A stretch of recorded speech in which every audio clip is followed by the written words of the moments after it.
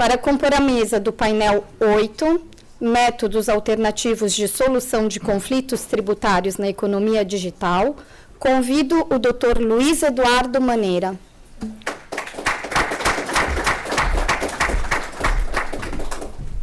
Convido o Procurador de Direito Tributário do Conselho Federal da OAB, Luiz Gustavo Bichara. Convido também o professor Fábio Petrucci, que dispensa apresentação. Como mediadora, convido a professora Cláudia Lima Marques, coordenadora para a temática do Direito do Consumidor da ESA Nacional.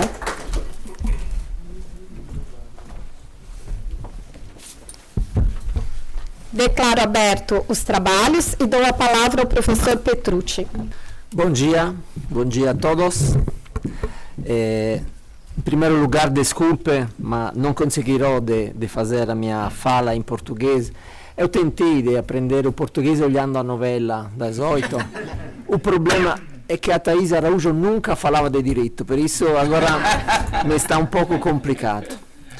Allora, passando alla mia lingua che mi viene più, come dire, facile, innanzitutto mi scuso con tutti voi per questo cambio di location. C'è stato un problema in Sapienza per cui l'aula Calasso è stata, tra virgolette, sequestrata dal rettore per una riunione della Fondazione Sapienza e ci era stata messa a disposizione la sala lauree, che è bellissima, ma che contiene al massimo 35-40 persone, evidentemente poche per la nostra platea. Vi porto i saluti della professoressa Vitabile, direttrice del nostro dipartimento, impegnata in questi lavori con il rettore,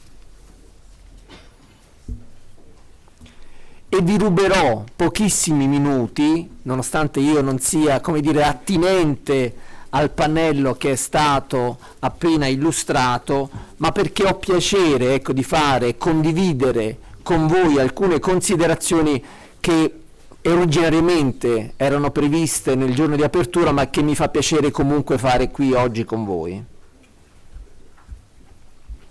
Quest'anno, 2023, ricorrono 20 anni dal primo seminario italo-brasiliano a cui ho partecipato. In quel seminario vi fu la partecipazione anche del professor Pasquale Sandulli, che è il mio maestro, e che in qualche modo è il vero padrino di tutte queste iniziative che si sono susseguite in questi 20 anni. E questo perché il professor Sandulli è un grande fautore dello studio del diritto comparato ed in particolare fra due ordinamenti e due paesi così vicini come l'Italia e il Brasile.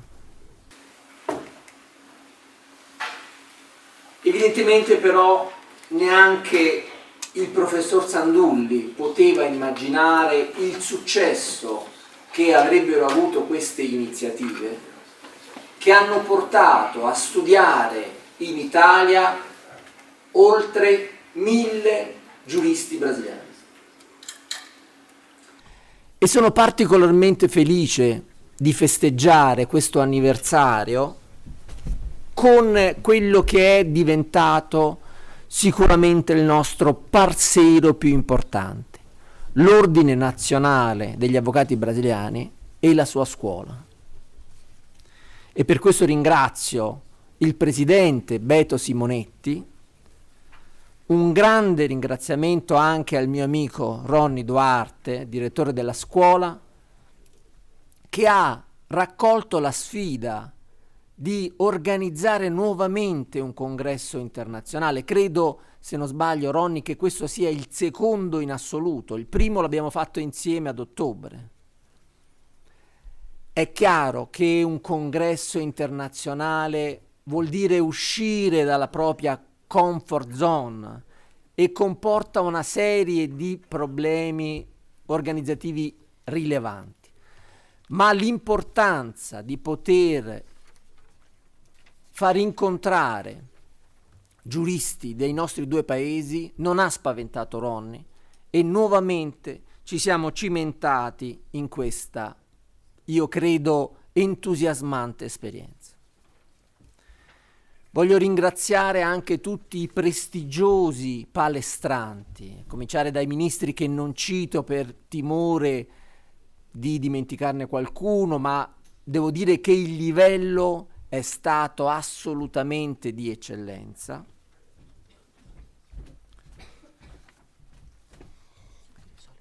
E voglio fare un ringraziamento, lo voglio fare qui, anche se in realtà il momento più giusto sarebbe nell'ultimo giorno, alla mia squadra di collaboratori che sono stati veramente fantastici, a cominciare dai traduttori, ma da tutto, come dire, le persone, principalmente dottorandi e avvocati brasiliani,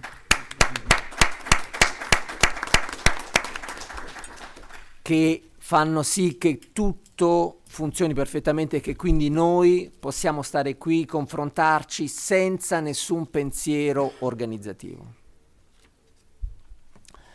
In realtà non fa parte della mia squadra, ma lo voglio comunque ringraziare pubblicamente, fa parte della squadra dell'ESA in realtà, il dottor Marcelo, che devo dire è veramente, un applauso anche a lui, di una efficienza organizzativa incredibile, tant'è che dico a Ronny in diretta che ho offerto a Marcelo di venire a lavorare per la mia cassa di previdenza offrendogli un contratto da 1 milione di euro.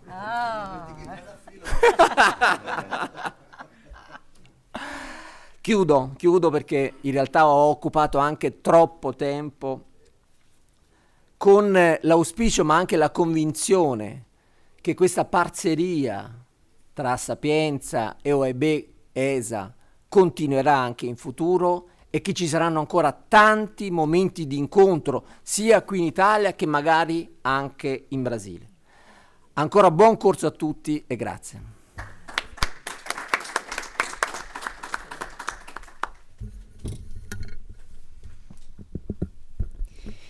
Muito obrigado, professor Fábio Perucci, por essas excelentes palavras que nos animam a continuar esse intercâmbio, não é? Porque o direito comparado é tão importante.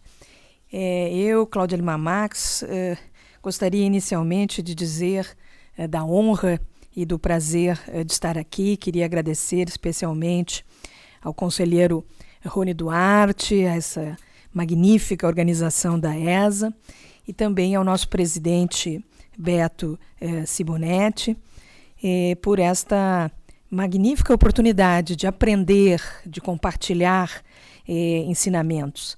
Mas, como bem disse o Dr. Fábio Perucci, nada é tão importante quanto essas pontes, esses intercâmbios, né? O direito comparado traz lições muito importantes. Então, queria agradecer na sua pessoa, Dr. Fábio, professor aqui da Sapienza, toda esta oportunidade de aprendizado, de intercâmbio que estamos tendo nessa semana. Muito, muito obrigado. Para o senhor também, uma salva de palmas.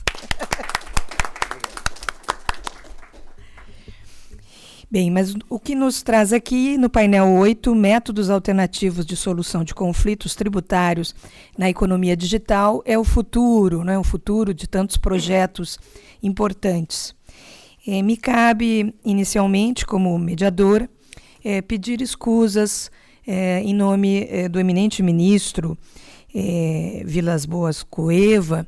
Ele esteve aqui, participou de todo o nosso evento, mas infelizmente notícias um pouco preocupantes da saúde na família fizeram com que o ministro tivesse que retornar ontem para o Brasil.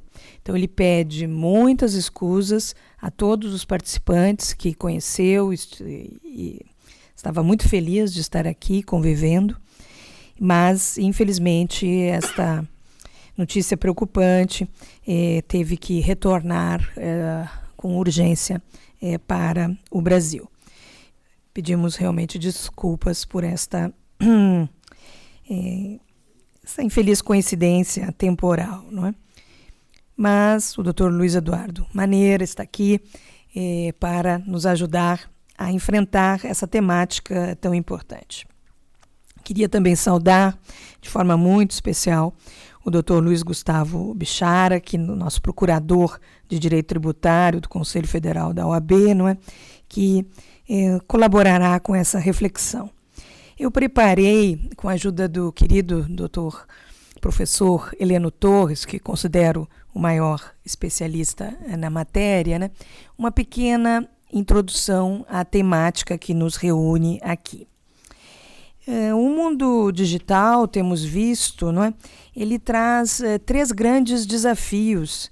Tivemos uma magnífica aula, tantas aulas, não é? Mas eu destaco a do professor Ferraz, sobre esses desafios, né? O primeiro, a despersonalização e a dificuldade de identificar na cadeia de produção aquele que ficará responsável pela tributação ou pelo tributo, assim como na cadeia de distribuição totalmente modificada nessa economia das plataformas, não é?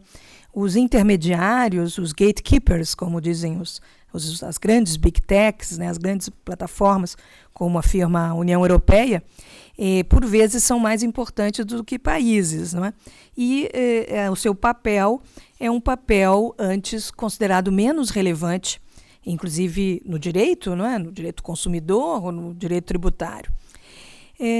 Há uma outra diretiva europeia de 2022 a 2523, que traz uma outra preocupação, é uma diretiva sobre a garantia de um nível mínimo de imposição fiscal para os grupos societários, grupos multinacionais.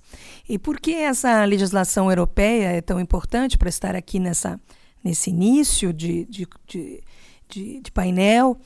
Porque ela demonstra a necessidade, nesse novo rearranjo, né? O professor Teubner, da Alemanha, afirma que esse direito dos grupos societários ele está em evolução e se está descentralizando, não é? Mas ainda vínculos de responsabilidade podem estar nesses grandes, vamos dizer, nesses grandes conglomerados multinacionais, não é? Então, a Europa toma a frente para ajudar os países na imposição fiscal. E aqui o ponto que quero chegar, e que acho que é a nossa grande discussão, é se é necessário legislar. E como é necessário legislar para assegurar uma adaptação de todas as disciplinas, aqui no caso do direito tributário, aos desafios da era digital ou da economia digital. Também nesta diretiva e em tantas outras, existem novas sanções para aquele que tinha um dever, não é? E não cumpriu com os seus deveres. Também nestas propostas brasileiras de reforma tributária, de nova lei da arbitragem tributária, há um anteprojeto também belíssimo, né? Coordenado pela nossa ministra Helena, não é? Sobre mediação tributária. Esses casos também há vamos dizer, novas maneiras de acompanhar o dinheiro, né, follow the money, e conseguir até mesmo identificar essa imposição fiscal em cartões de crédito e outras ideias que aparecem, né?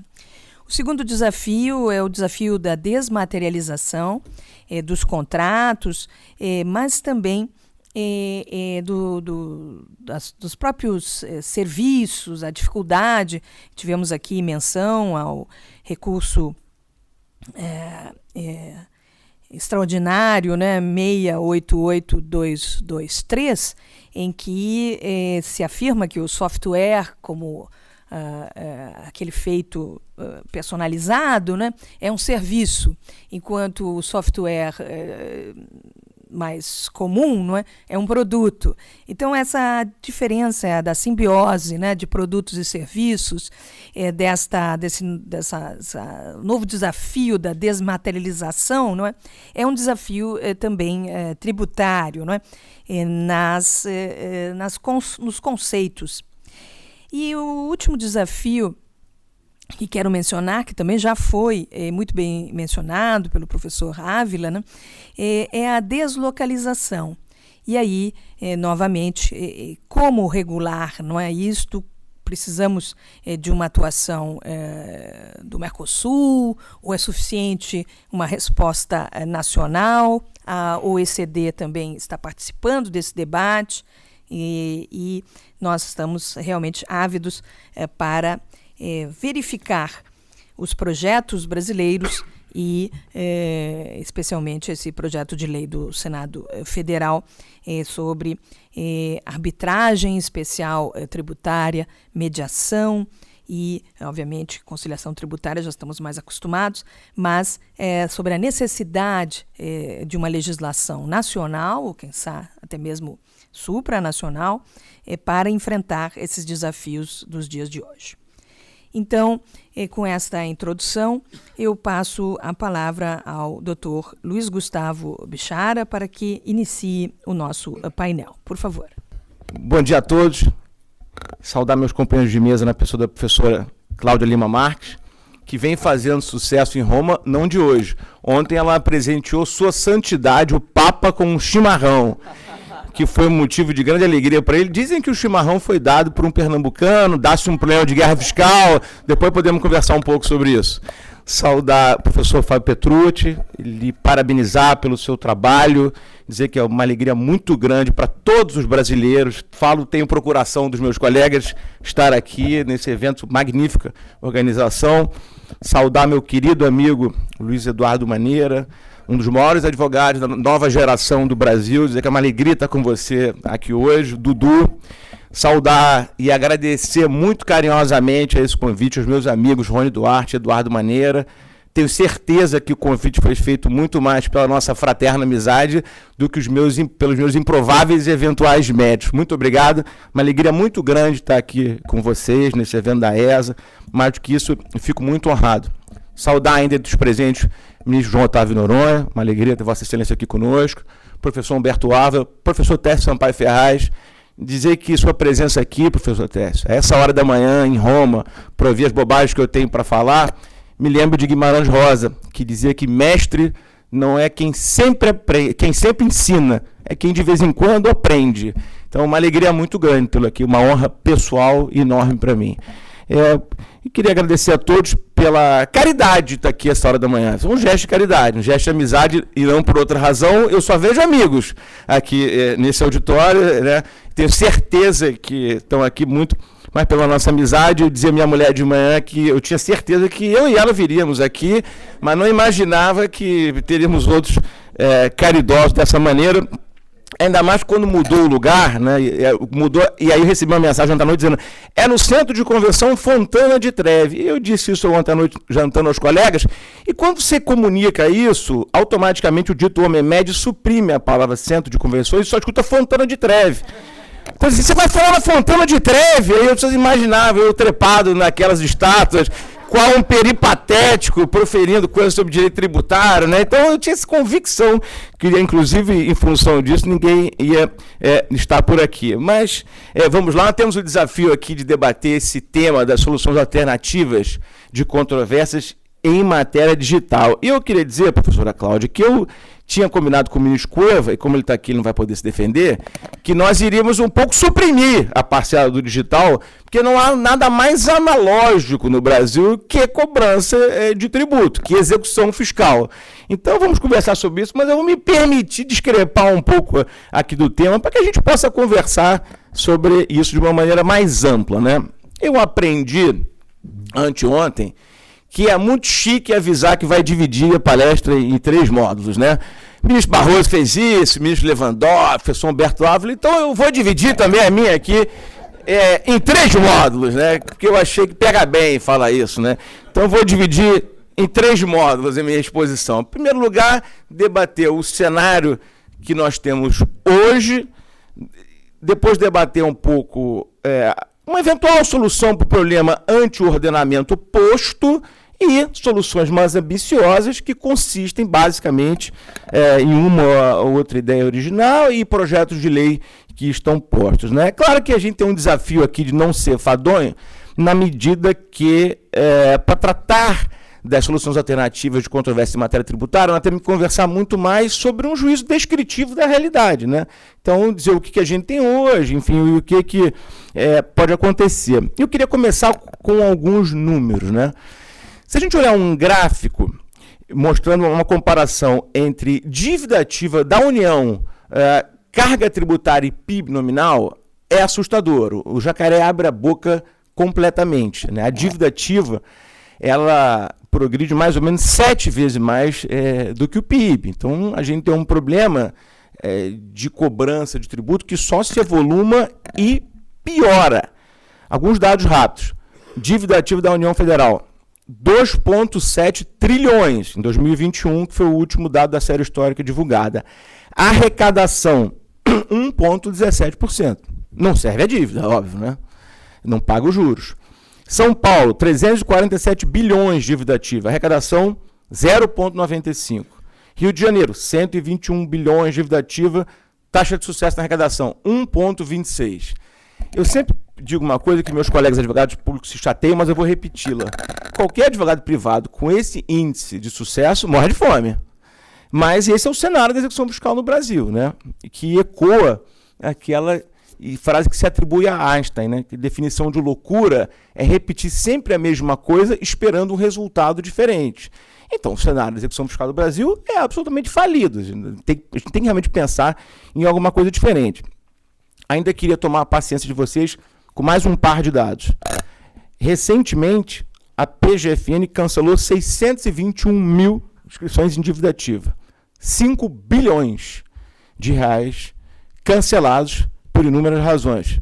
Fundamentalmente por falta de dado de cobrança. 1/3 das execuções fiscais no Brasil são bem-sucedidas, sendo, dado do IPEA, 36,8% dos casos extintos por prescrição ou decadência. Isso é dinheiro público sendo jogado no ralo, né? Mais de 1/3 das execuções não chegam ao fim por questão de prescrição ou decadência. E um dado, que não sei se é de conhecimento dos colegas, mas que eu acho sempre muito curioso. A PGFN, desde 2016, por força da portaria 396, não cobra débitos inferiores a R$ 1 milhão, salvo se o contribuinte tiver algum bem por ela previamente identificado. O que quer dizer isso? O sujeito deve R$ 990 mil. Ajuiza-se a execução fiscal. Ele não tem bem declarado, mas pode ter dinheiro em conta, mas não tem bem declarado. A execução fiscal fica arquivada provisoriamente. O Brasil hoje tem 7 milhões de execuções fiscais. Quantas vocês acham que são inferiores a R$ 1 milhão? 97,5%. O que quer dizer o seguinte, hoje, quase 98% das execuções fiscais estão paradas, estão arquivadas. E a força de trabalho da PGFN concentrada em 2,5%. Eu compreendo, isso é uma questão alimentar e administração do pessoal possível. É um pareto que foi feito. O fato concreto é que não se cobra bilhões de dinheiro do contribuinte. Eu costumo brincar que essa execução fiscal é a técnica Vampeta. O fisco finge que cobra e o contribuinte finge que paga, né? Não há uma organicidade na cobrança. E aí nós entramos num outro capítulo, que é o problema da execução fiscal enquanto fator de entupimento do judiciário, né? Segundo dados do CNJ, o tempo médio de uma execução fiscal na justiça estadual é de quase 7 anos. TJ do Rio, por exemplo, de 9 anos. No TRF3 é de 13 anos, né? E a taxa de congestionamento da execução fiscal é 90%. O que quer dizer isso? Para cada 10 que entram, uma sai. Eu acho que eu não preciso dar mais dados para a gente ver que o cenário de hoje é completamente falido. Nós não podemos continuar com esse processo de execução fiscal, né? E aí vocês me perguntam, o que fazer? Eu tenho uma ideia um pouco assim, arrojada, mas que eu acho que em algum momento a gente precisa aprofundar, que é a venda da dívida ativa. O que todo o credor de crédito podre faz? Vende seus créditos. Qualquer banco está acostumado, desde que o mundo é mundo, faz assim. Banco do Brasil, tu já vendeu sua carteira de cartão de crédito.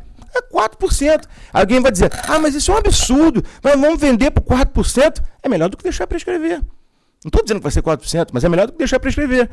E um outro dado que acho que é muito curioso, e acho que esse é importante a gente problematizar, que é o seguinte, a própria PGFN, ministro João Otávio, faz um rating dos seus créditos. E ela diz que 420 bilhões são de difícil recuperação e 1,3 trilhões irrecuperável. Então nós temos, grosseiramente aqui, falando de 1,7 trilhões de difícil recuperação irrecuperável. Por que eu não vendo isso? Mas alguém vai querer comprar? É claro que vai. Porque nisso aqui constam, por exemplo, os inferiores a R$1 milhão. Então, se você fizer um leilão, mas evidentemente tem que fazer uma licitação disso, né? Mas um leilão de uma licitação, você vai achar comprador para isso. Vou dar um chute aqui. Se houver 10% de arrecadação nisso, são 17 bilhões. Perdão, são 170 bilhões. A cada 1%, 17 bi. Se for 10%, é o triplo da repatriação, que foi a maior arrecadação one shot já feita na história do Brasil. Agora, nós podemos discutir modelo. Por exemplo, se o credor for bem sucedido ao tentar arrecadar aquele tributo em um ano, ele divide com a União, com o Estado, pode ser. Aí podemos ficar aqui discutindo modelo muito tempo. Eu só quero plantar a ideia para que a gente possa debater. Porque é uma ideia disruptiva, mas acho que teria o poder de avançar um pouco a execução fiscal.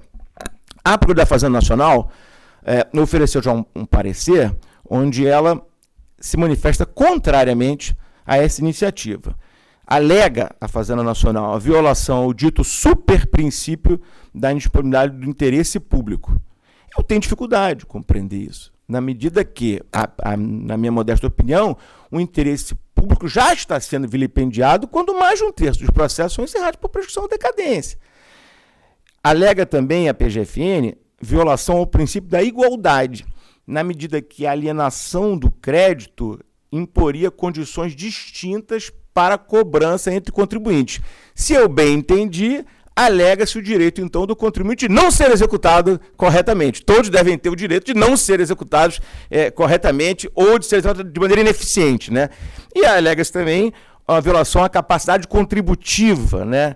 Porque se deixaria de exigir o crédito de acordo com a capacidade de cada devedor. Mas me parece que é precisamente o contrário, porque o credor privado exigiria de maneira muito mais efetiva o crédito. E aí me explico.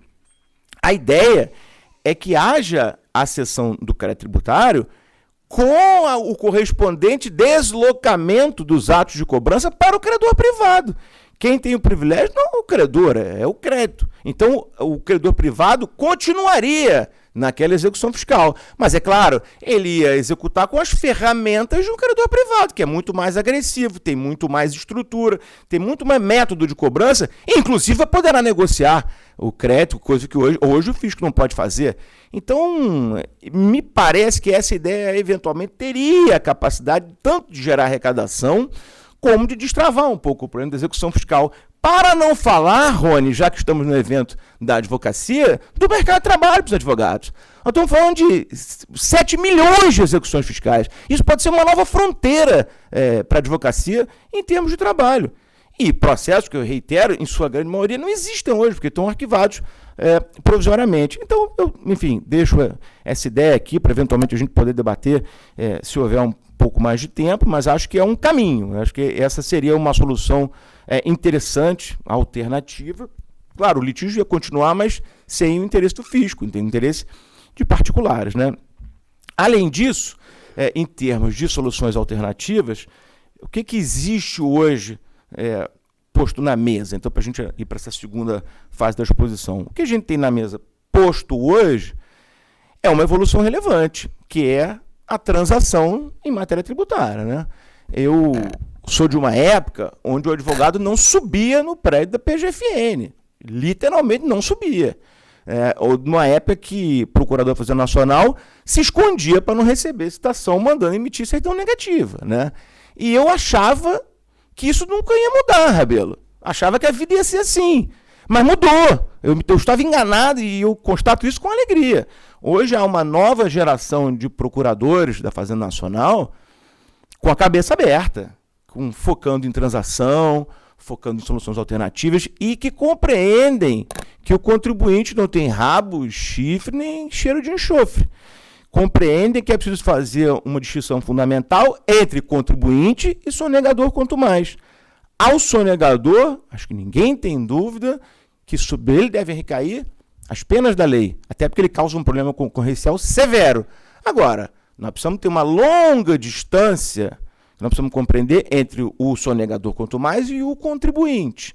E acho que hoje a Fazenda Nacional, e digo isso com alegria, com regozijo, parece começar a compreender esse assunto. E as transações estão caminhando muito em favor dessa mudança, de uma lógica adversarial constante, né? Eu tenho muita simpatia pelo Instituto da Transação, tenho feito muitas transações e acho que é um primeiro passo notável.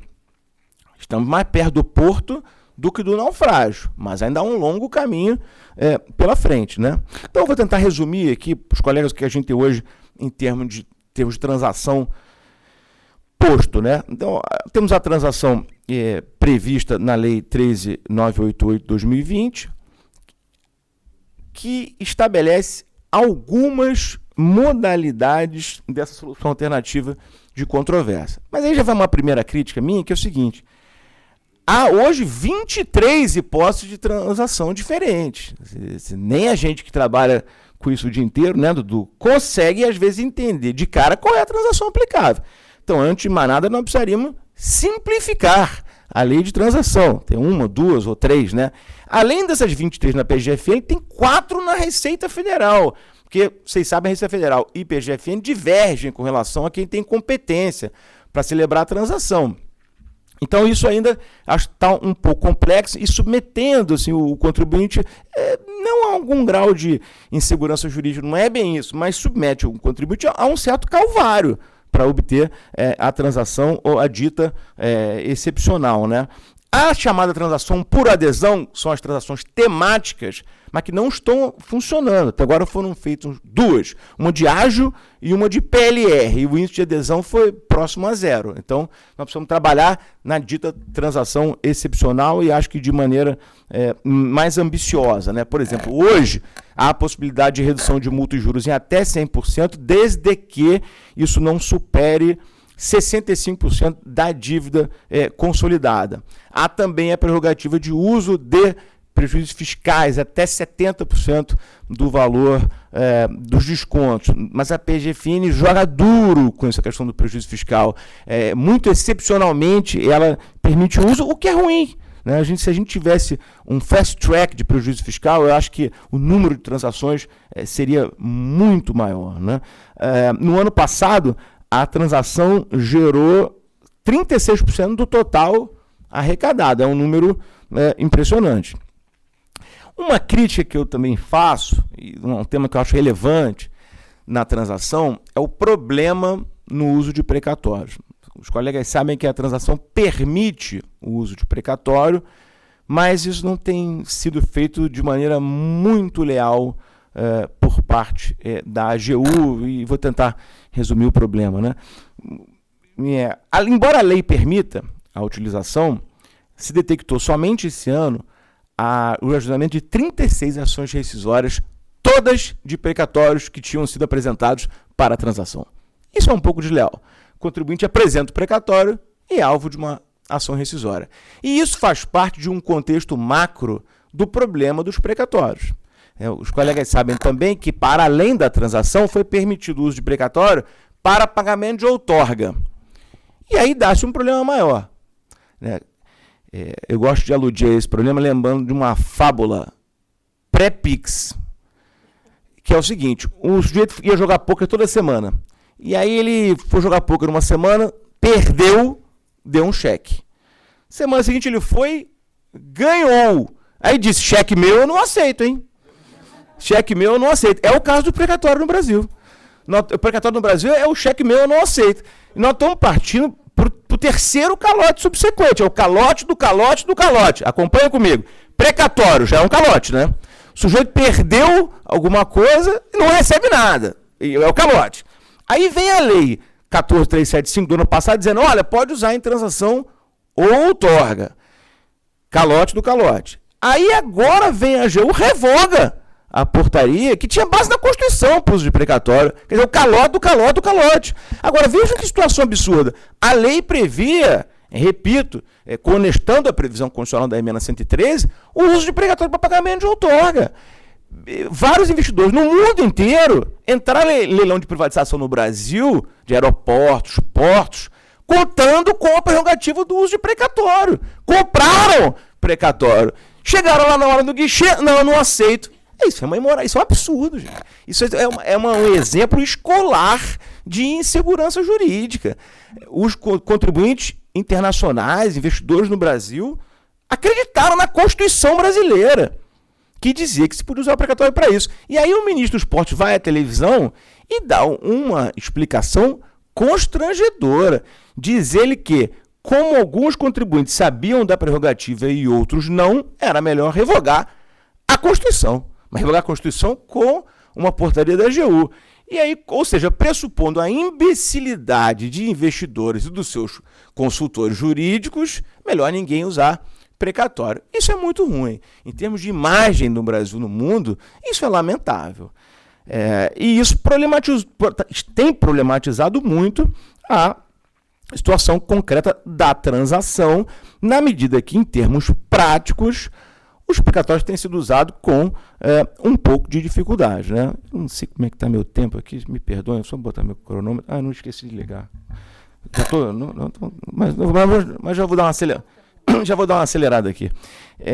Então, em termos de transação, a gente tem, eu diria, essas circunstâncias hoje. E, tentando já me encaminhar para a parte final da minha exposição, há uma previsão de um cenário muito interessante em termos de novas e outras soluções alternativas de controvérsia, consubstanciadas nos projetos da Comissão de Juristas instituída pelo Senado e pelo Supremo no ano passado. Eu tive a honra de integrar essa comissão, juntamente com advogados públicos, advogados privados, magistrados, sob a coordenação da ministra Regina Helena, que nos honra aqui com a presença no Congresso, e, claro, pode ser um pouco cabotino da minha parte falar isso, mas acho que fizemos um trabalho consistente e que consubstancia os acordos possíveis. Ficamos discutindo meses com a PGFN, uma discussão muito leal, acho que de bom nível intelectual, mas dura, né? Dura, representando visões de mundo sempre antagônicas, mas acho que conseguimos produzir um resultado que vai melhorar o ambiente, sobretudo em termos de segurança jurídica e soluções alternativas de controvérsia. Vou me permitir passear muito rapidamente, sem cansá-los, por esses projetos, né? Então, em primeiro lugar, há uma alteração no antigo decreto de 72, que normatiza o processo administrativo federal, para atualizá-lo e tentar garantir um pouco mais de segurança para os contribuintes em termos de procedimento, né? Não vou entrar no detalhe para não cansá-los aqui, mas fundamentalmente dá-se atenção a uma preocupação e um certo alinhamento com o CPC em termos de prazos, produção de provas, diligências e perícias, enfim, acho que moderniza um pouco o 70.235, né? Uma outra alteração ambiciosa, eu diria, foi na lei de execução fiscal. A PGFN começa a conversa falando de penhora administrativa, o que sempre causa um certo arrepio, assim, em advogado de contribuinte, né? Mas depois nós concluímos que eles tinham alguma razão na ideia deles, né? E eu já me explico rapidamente. A PGFN sugeriu, e nós concordamos, com a introdução de um sistema através do qual desloca-se o oferecimento de bem em garantia para a esfera administrativa. E o fez manejando dados que revelam que um percentual mínimo de execuções fiscais é garantido. Então parece razoável que se abra prazo para o contribuinte apresentar a sua garantia na esfera administrativa. Então, a proposta é: o contribuinte é intimado da execução endividativa. Tem 10 dias para pagar, parcelar, negociar ou transacionar, 20 dias para oferecer garantia. Então, a execução fiscal já é ajuizada, estabilizada.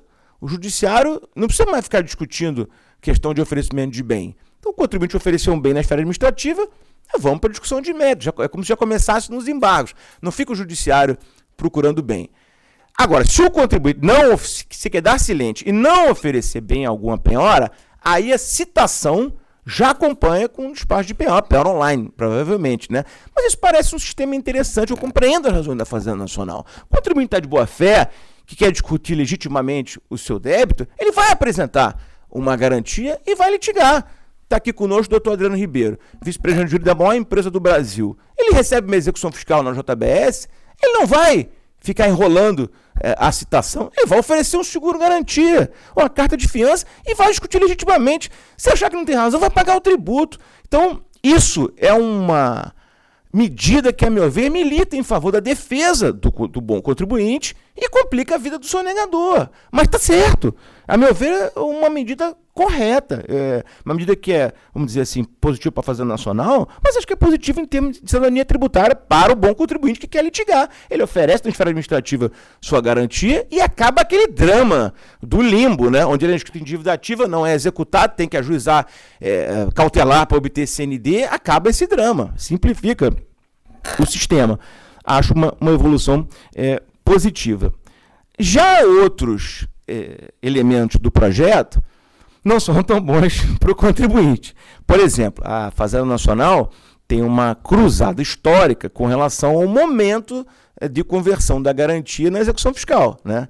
Há aquela jurisprudência que muitos de nós criticamos, no sentido de que, fim da segunda instância, pode o credor, então, converter a garantia. Isso foi plasmado no projeto. A Fazenda Nacional inicia a nossa conversa pleiteando que os próprios embargos não tivessem efeito suspensivo, salvo periculo in mora e fundos bonius, ou seja, o base case seria a conversão automática da garantia. Isso é uma violência. Isso, considerando o número de inscrições em dívida ativa equivocado que posteriormente é reformado, nós não podemos aceitar isso. Aí a Fazenda Nacional desloca o debate para a sentença. Nós também dissemos que não era aceitável e ficamos pugnando, claro, pela conversão só no trânsito. Mas o acordo possível foi a conversão na segunda instância e é assim que se encaminha o projeto. No projeto há detalhes que também não são ideais para o contribuinte, mas foi o fruto do consenso possível. Por exemplo, a citação da empresa em qualquer dos seus estabelecimentos onde haja bem penhorável, o que é muito ruim.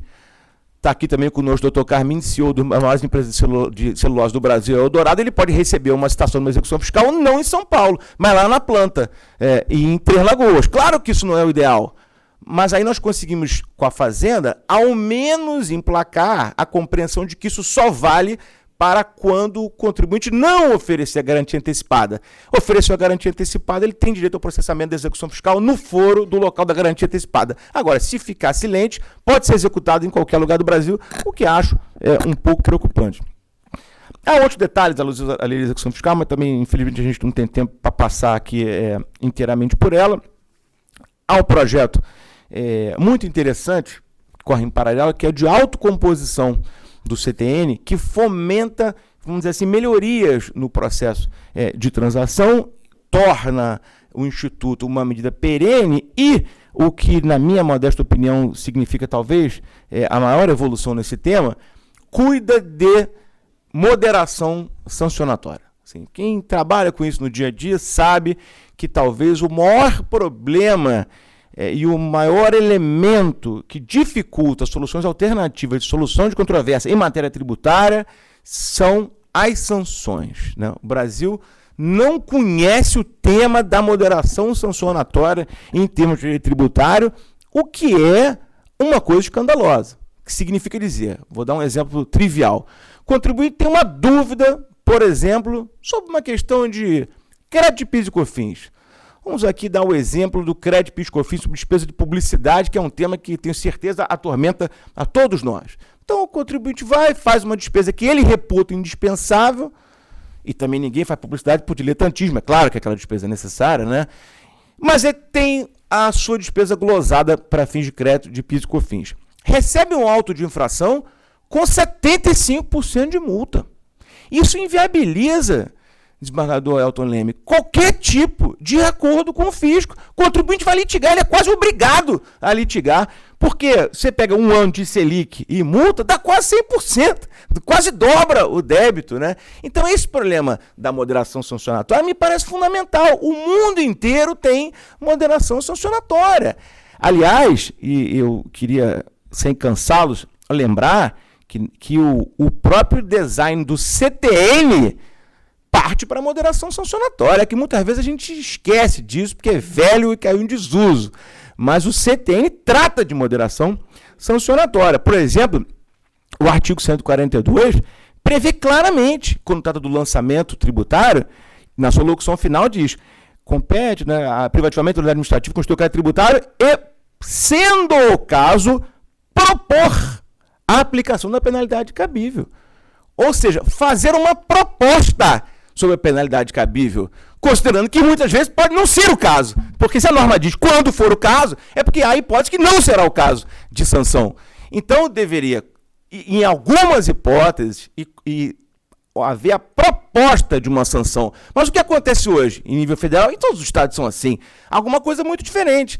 O auto de infração vem na largada com 75% de multa. É claro que isso inviabiliza qualquer tipo de solução alternativa. E, além do mais, despreza-se o artigo 5º da Constituição, quando ele prevê a individualização das sanções.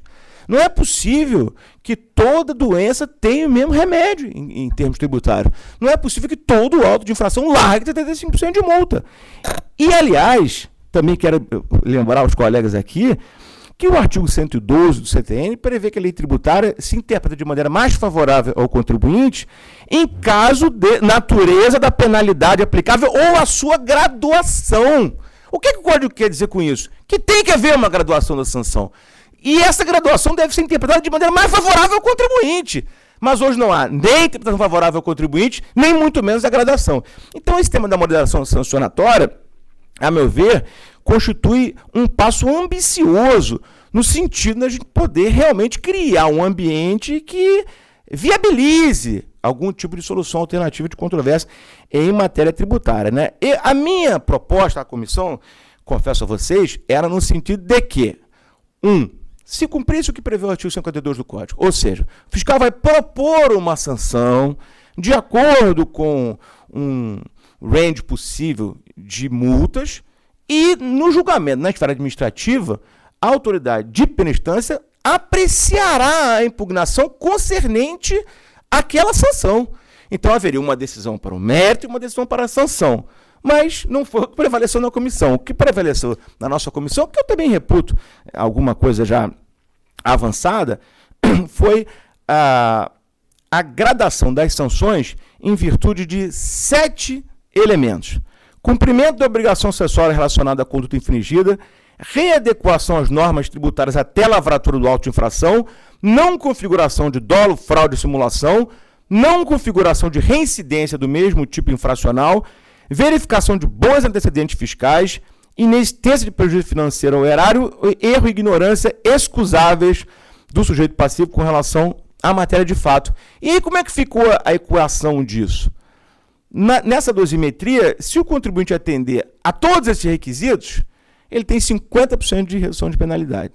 Se atender a 3, tem 35% de redução de modalidade. E se atender a 2, tem 20% de redução de penalidade. É tímido. Eu acho tímido. Mas foi um acordo possível com a Fazenda Nacional, com a comissão, e foi como saiu o projeto. E com as definições lá de reincidência, de bons antecedentes, tudo isso. Então, eu acho que é um primeiro passo, desembargador Ricardo Couto, para que a gente possa evoluir para um debate em termos de moderação sancionatória. Acho que não é o ideal, mas acho que é um primeiro passo. E, com isso, diminuir um pouco a contingência tributária, aqueles números que a gente conversou antes, que são números absolutamente estratosféricos, e possa viabilizar acordo do fisco com o contribuinte. Eu acho que eu já não tenho muito mais tempo, professora Cláudia. Eu gostaria ainda de falar um pouco do projeto de Código de Defesa do Contribuinte, que também foi produzido no âmbito da comissão que eu tive a honra de integrar, e que acho que é um projeto ambicioso no sentido de reconhecer a cidadania tributária. Mas quem sabe a gente possa falar disso numa outra hora. Obrigado mais uma vez pelo convite, Rony, Eduardo. Obrigado a todos pela presença e pela caridade daqui a essa hora da manhã.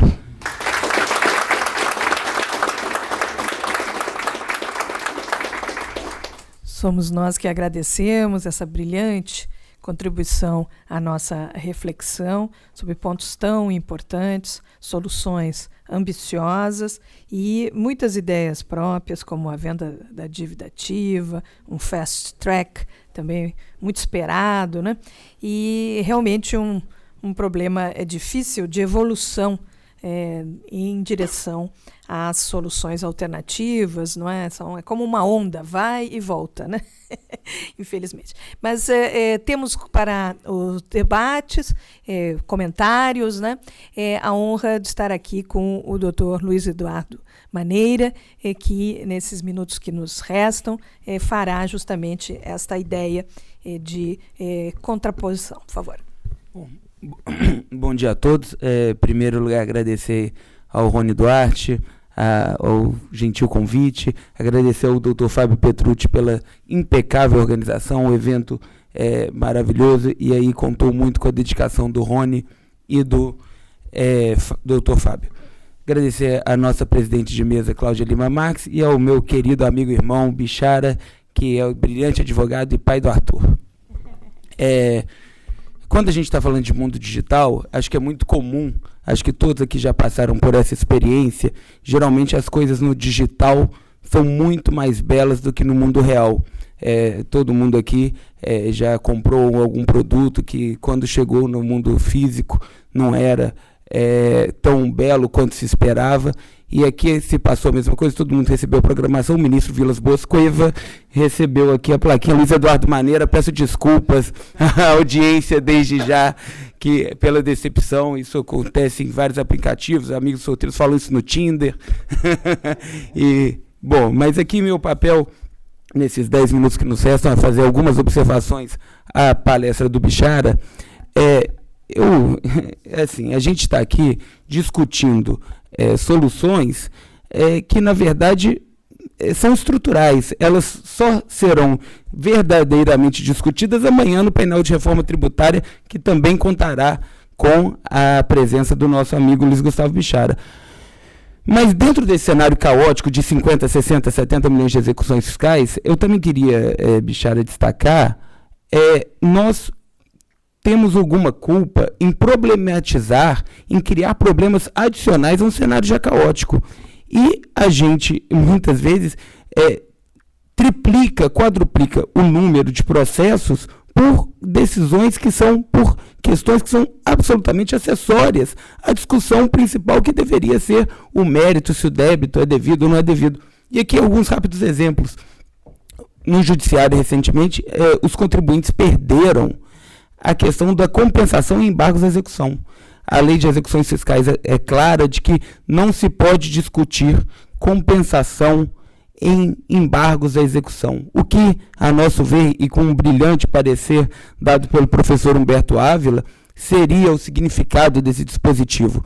Um contribuinte, diante de uma execução fiscal, não pode tentar se opor ao pagamento do débito, contrapondo eventual outro crédito que ele entenda que tenha contra o Estado.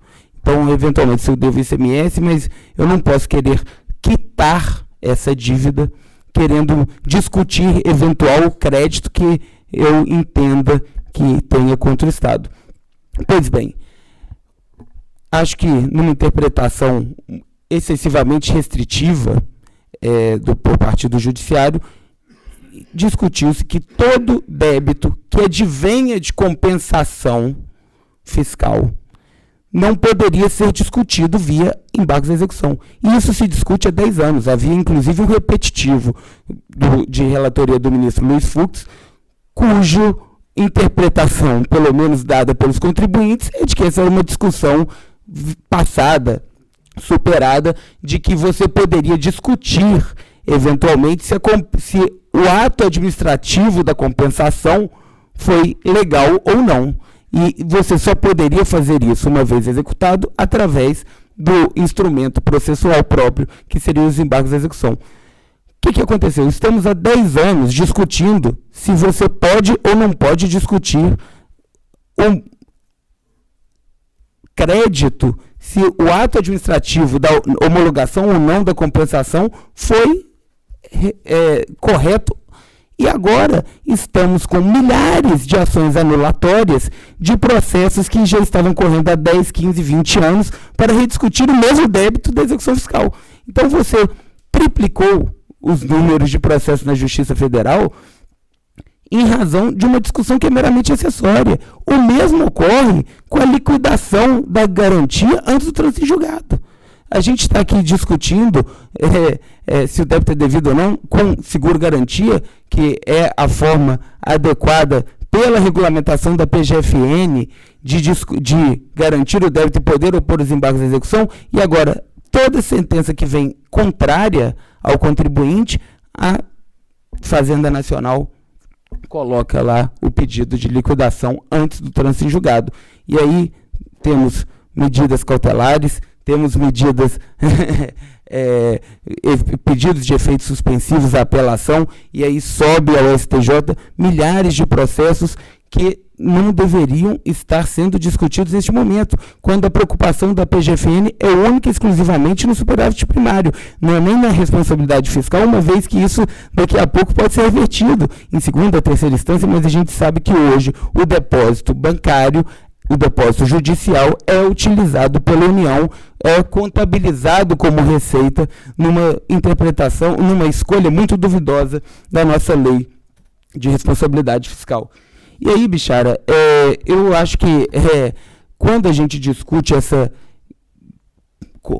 competência tributária, e aí a gente discute, e aqui a gente focou muito na questão federal, quando a gente passa para a questão no nível estadual e municipal, é mais grave. Por que tem tantas execuções fiscais mal sucedidas no Brasil, que são extintas pela prescrição e decadência? O tempo médio de duração de um processo no CARF é de 10 anos. O tempo médio de duração de um CNPJ no Brasil são 5. Então é matemático. Então, a maior parte dos processos administrativos fiscais, e olha que o CARF é um dos nossos tribunais administrativos mais céleres, quando se encerra, a empresa já está extinta. Então, é um problema estrutural e cujo volume também tem muita culpa de uma administração fazendária pouco eficiente. E aqui eu tenho vários exemplos. A gente tem clientes que são locadoras de veículos. Discute-se uma questão de base de cálculo, de IPVA. Ela tem na base 30, 40, 50, 60 mil veículos. São 30, 40, 50, 60 mil processos administrativos. E cada ano uma competência. Então, são 300 mil processos administrativos. 300 mil processos administrativos em que vão ser impugnados no mesmo mérito e que vão ser utilizados um seguro-garantia, que muitas vezes vão ser julgados em procedente de primeira instância, aí nós vamos discutir a liquidação da garantia antes ou não, aí muitas vezes poderia ter sido discutido uma compensação, e aí nós vamos discutir se embargos ou anulatório é o instrumento correto. Nós também temos culpa em vamos dizer assim, nós estamos agravando um cenário que por si só já seria caótico. E aí, só para terminar no horário aqui de 10h30, eu sei que a pauta dos tribunais superiores melhorou muito no Supremo Tribunal Federal após a pandemia. O plenário virtual é uma novidade que deve ser aplaudida, porque o Supremo Tribunal Federal tem a pauta abarrotada daquilo que é urgente e muitas vezes relega aquilo que é importante. E a pauta tributária é aquela que é importante. Então, o tempo de decisão vai triplicando, quadruplicando, quintuplicando a quantidade de processos fiscais existentes no judiciário, que hoje é o grande gargalo. O futuro presidente do Supremo, Luiz Roberto Barroso, estava aqui conosco discutindo, falando assim, preciso de boas ideias para diminuir o número de execuções fiscais. E eu disse a ele, com toda a vênia, ministro, o senhor já disse que o Supremo deveria julgar menos pauta tributária, mas a cada ano que o Supremo deixa de julgar questões tributárias, a gente vai abarrotando o judiciário com 1, 2, 3, 4, 5 milhões de processos referentes àquela tese que o Supremo está deixando de julgar. Então, são vários exemplos, tem julgamentos históricos aí, que o ICMS na base de cálculo PIS/COFINS, que foi decidido em 2017, a 978 é de 98. A gente está falando aqui de CSLL, coisa julgada, a questão é de 2007. A gente está há 15 anos com uma indefinição, independentemente do mérito, se deveria manter ou não. A indefinição é a pior das situações para o contribuinte.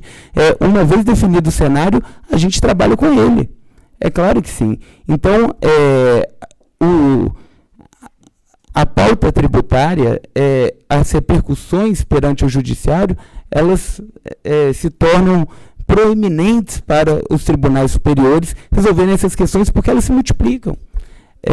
Então, Bixara, eu, assim, obviamente, com as escusas de substituir, sem a menor pretensão de fazê-la à mesma altura do ministro Cueva, fui pego de surpresa com o honroso convite do Rony Duarte, a quem agradeço imensamente. Só queria comentar essas breves questões para manter o horário, mas dizendo que a questão é estrutural. A gente pode aqui falar em penhora administrativa, a gente pode aqui falar em arbitragem tributária, a gente pode aqui falar em transação, mas aqui o problema é muito profundo. A gente tem, quando você fala de crédito PIS/COFINS sobre publicidade, cada competência trimestral dá origem a um processo administrativo, se foi homologado ou não foi homologado aquele crédito. E não se discute crédito a crédito. Então a gente está discutindo aqui publicidade, e aqui a gente está depois discutindo parafuso, a gente está discutindo se o celular é relevante ou não é relevante. Então, se a gente não resolver isso de uma forma estrutural, não há Procuradoria da Fazenda que com seus 2 mil, e aqui fazer uma defesa dos nossos procuradores, quando o Bixara fala que 1% de sucesso, é muito, porque eles são 2 mil, com 5, 6, 7, 8 milhões de processos. Eles estão de parabéns. É insustentável. O nosso escritório, a gente tenta estabelecer ali 200, 300, 400 processos por advogado. A média da Procuradoria de Fazenda é de 3 mil, 4 mil, 5 mil. São realmente, eles estão numa situação que é insustentável do ponto de vista de eficiência de administração fazendária. Bom, eu prometi ao presidente que ia encerrar aqui às 10h30. Foram breves comentários apenas para aplaudir aqui a apresentação principal do nosso amigo Bixara, agradecer a presença de todos.